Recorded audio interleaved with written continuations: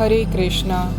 लभन्ते ब्रह्मनिर्वाणं ऋषयः क्षीणकल्मषः छिन्नद्वैधयतात्मानः सर्वभूतहिते रतः। इसका अर्थ, जो लोग संशय से उत्पन्न होने वाले द्वैत से परे हैं, जिनके मन आत्म साक्षात्कार में रत है, जो समस्त जीवों के कल्याण कार्य करने में सदैव व्यस्त रहते हैं और जो समस्त पापों से रहित है, वे ब्रह्म निर्वाण मतलब मुक्ति को प्राप्त होते हैं। इसका तात्पर्य, केवल वही व्यक्ति सभी जीवों के कल्याण कार्य में रत कहाँ जाएगा जो पूर्णतया कृष्ण भावना भावित है। जब व्यक्ति को यह वास्तविक ज्ञान हो जाता है कि कृष्ण ही सभी वस्तुओं के उद्गम है, तब वह जो भी कर्म करता है सबों के हित को ध्यान में रखकर करता है। परम भोक्ता, परम नियंता तथा परम सखा कृष्ण को भूल जाना मानवता के क्लेशों का कारण है। अतः समग्र मानवता के लिए कार्य करना सबसे बड़ा कल्याण कार्य है। कोई भी मनुष्य ऐसे श्रेष्ठ कार्य में तब तक नहीं लग पाता जब तक वह स्वयं मुक्त न हो। कृष्ण भावना भावित मनुष्य के हृदय में कृष्ण की सर्वोच्चता पर बिल्कुल संदेह नहीं रहता। वह इसीलिए संदेह नहीं करता क्योंकि वह समस्त पापों से रहित होता है। ऐसा है यह दैवी प्रेम। जो व्यक्ति मानव समाज का भौतिक कल्याण करने में ही व्यस्त रहता है, वह वास्तव में किसी की भी सहायता नहीं कर सकता। शरीर तथा मन की क्षणिक खुशी संतोषजनक नहीं होती। जीवन संघर्ष में कठिनाइयों का वास्तविक कारण मनुष्य द्वारा परमेश्वर से अपने संबंध की विस्मृति में ढूंढा जा सकता है।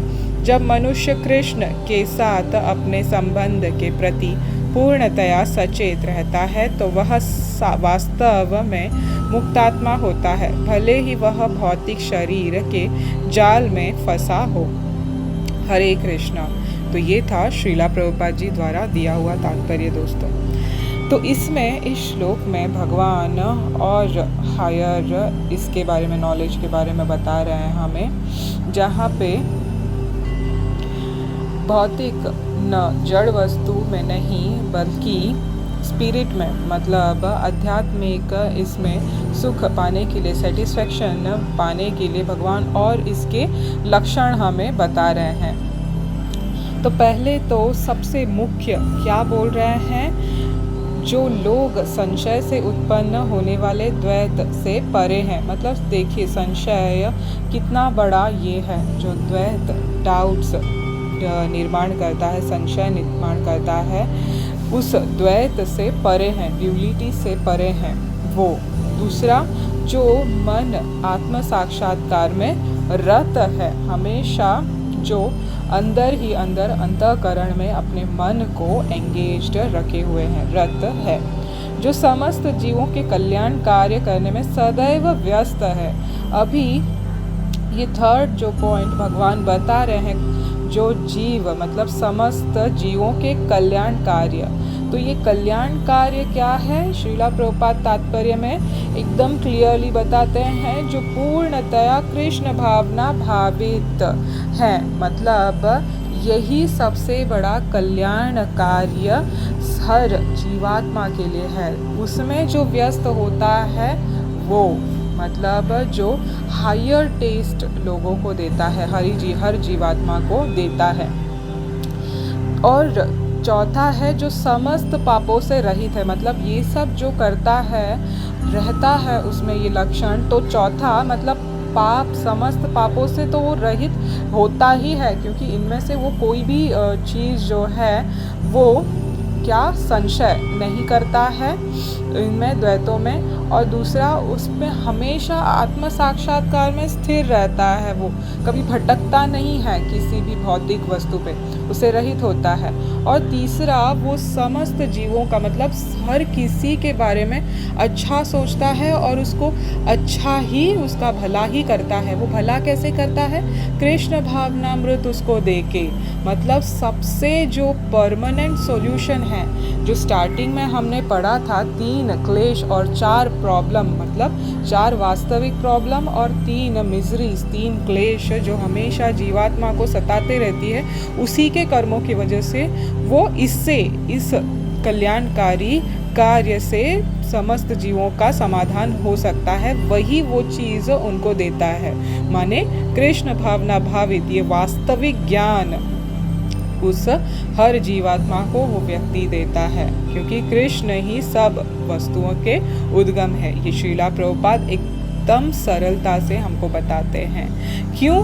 क्योंकि भगवान कृष्ण ही हमारे परम भोक्ता है, परम नियंता है और परम सखा है। मतलब वही हमारे सुप्रीम एंजॉयर है, प्रोप्राइटर है और वेल विशर है सभी के।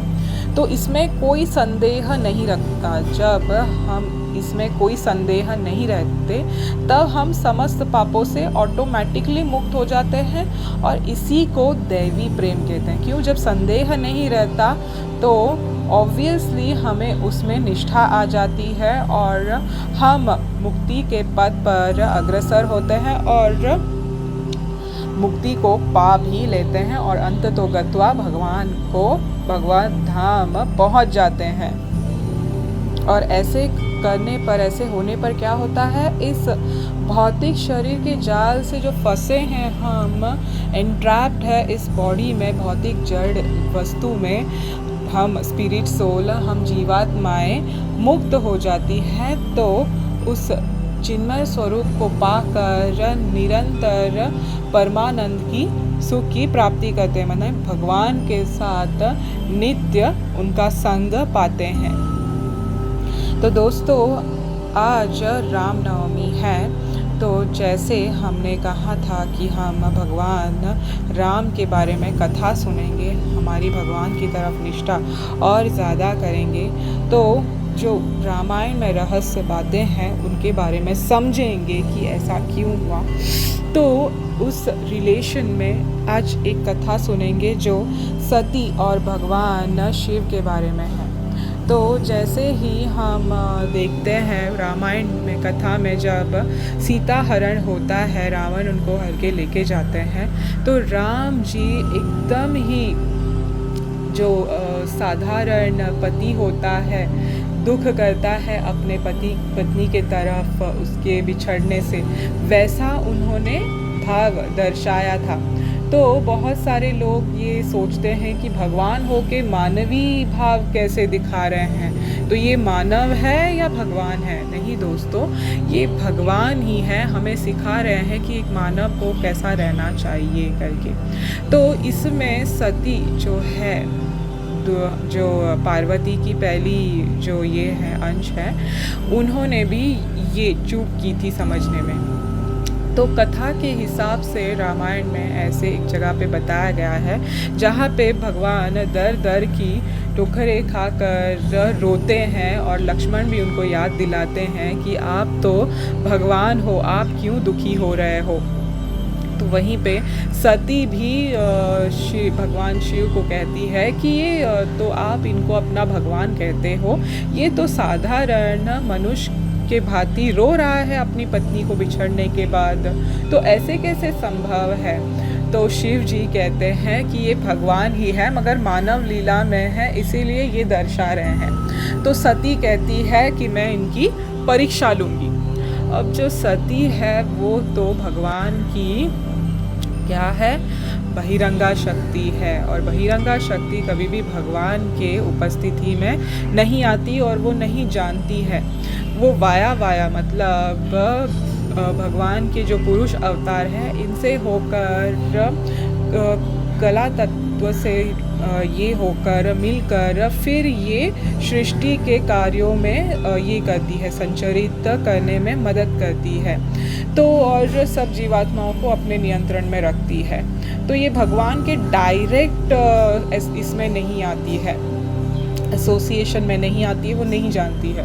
मगर शिव भगवान जो है ये द्वादश भागवत में आते हैं, इनको पूर्णता से पता है भगवान कृष्ण कौन है और के लीलाएं तो ब्रह्मा और शिव भी नहीं जान सकते। तो भगवान ये गलती करने नहीं जाते और वो खुद सती को बताते भी हैं कि तुम ऐसे मत करो, ये गलती मत करो भगवान को परखने की, बहुत बड़ी भूल कर रही हो। तो वो पति की बात नहीं मानती है और कहती है नहीं, मैं इनका ये करूँगी, इनका परीक्षा लूँगी कि ये भगवान है कि नहीं। तो वो जाती है अरण्य में जहाँ पे राम जी भटकते हैं सीता जी को ढूंढने के लिए, रोते हैं, बिलखते हैं सीता के विरह में। तो वहाँ पे सती क्या करती है, माता सीता के स्वरूप में आकर खड़ी हो जाती है उनके सामने।